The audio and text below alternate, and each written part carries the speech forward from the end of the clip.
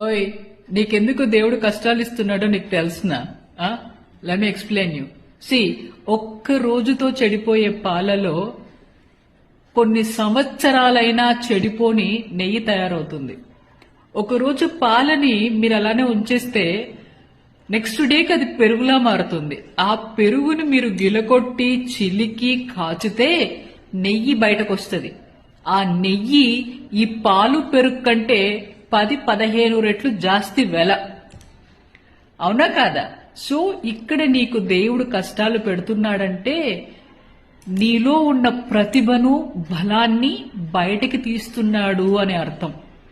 C, ఆ కష్టాలు వచ్చినప్పుడు నువ్వు ఎన్ని ఆటుపోట్లు వెన్నుపోట్లు కష్టాలు పడినప్పుడు నీలో ఉన్న ప్రతిభ నీలో ఉన్న బలం బయటపడుతుందే తప్ప నీ విలువ ఎప్పటికీ తగ్గదు బంగారం.